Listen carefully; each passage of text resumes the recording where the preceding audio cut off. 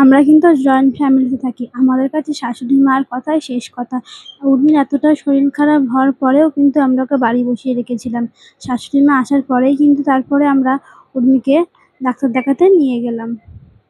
তো hi everyone, আজ শনিবার, ঘড়ির কাঁটা এখন সকাল 10টা। সকাল থেকেই কিন্তু আমার মনটা বেশ ভালোই ছিল। দেখতে তখন তো আর বুঝতে পারিনি যে হঠাৎ করে মেয়েকে নিয়েই ছুটতে হবে ডাক্তার দেখানোর জন্য। এখন কিন্তু সকাল 10টা, উর্মি কিন্তু এখনো পর্যন্ত ঘুমাচ্ছে, তাই আমি কিন্তু ওকে ডাকিনি। দেখুন বাইরে কিন্তু ঝিরঝিরিয়ে বৃষ্টি শুরু হয়ে গেছে। উর্মি ওঠার পর ওকে ফ্রেশ করিয়ে তারপরে ও কিন্তু এখানে দাদা এবং দিদির সাথে খেলা করছিল ওর জেম্মাদের ঘরে।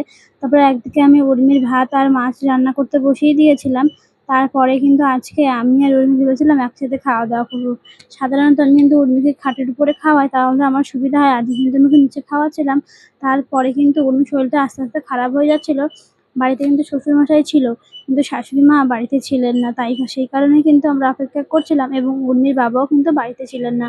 শাশুড়ি মা যখন বাড়ি আসলাম, আমরা যখন শাশুড়ি মাকে জানালাম, তখন কিন্তু শাশুড়ি মা স্নানটা করে কিছু খাওয়া দাওয়া না করেই কিন্তু উর্মিকে নিয়ে বেরিয়ে পড়েছিল ডাক্তার দেখানোর জন্য।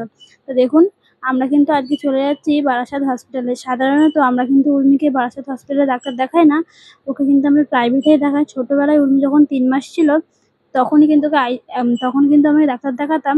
সেই ডাক্তারটা কিন্তু হসপিটালেরই ডাক্তার, কিন্তু ওকে বাইরে দেখাতাম। আর মাঝে মাঝে উনি যখন ডাকতো তখনই কিন্তু আমরা হসপিটালে যেতাম। তাছাড়া হসপিটালে আমরা কিন্তু যাই না উর্মিকে নিয়ে।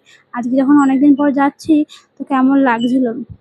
সাধারণত হসপিটালের ডাক্তার কিন্তু উর্মিকে ভালোই দেখেছে, এবং সিকিউরিটি গার্ডগুলোও খুব ভালো করে ব্যবহার করেছে। কিন্তু যে টিকিট কাটছিলাম, সেনার ব্যবহার একদমই আমাদের কারোর ভালো লাগেনি। দেখুন, আসার সময় কিন্তু উর্মি ওর ঠাম্মার সাথে কত সুন্দর গল্প করতে করতে আসছিল। আসলে জানেন তো, উর্মি না একটুতে কিছুতে ভেঙে পড়ে না।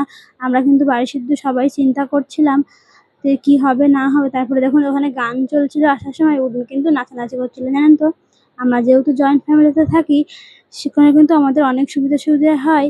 যখনই আমাদের কোনো কিছু অসুবিধা হয়, আমার শাশুড়ি মা কিন্তু আগে ঝাঁপিয়ে পড়েন।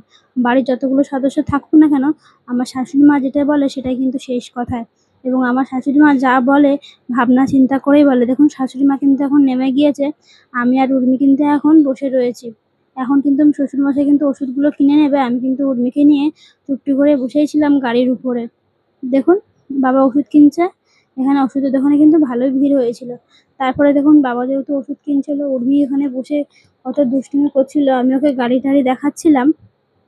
হঠাৎ করেই কিন্তু উর্মির শরীরটা খারাপ হয়ে গিয়েছে। এর আগে কিন্তু আমরা দেশের বাড়ি গিয়েছিলাম, তার আগে কিন্তু উর্মিকে ডাক্তার দেখিয়ে নিয়ে গিয়েছিলাম। আসার পরেই হঠাৎ করে উর্মির শরীরটা খারাপ হয়ে যায়। দেখুন, এসে কিন্তু উর্মি ঘুমিয়ে পড়েছে। তো আজকের ভিডিওটা এই পর্যন্ত।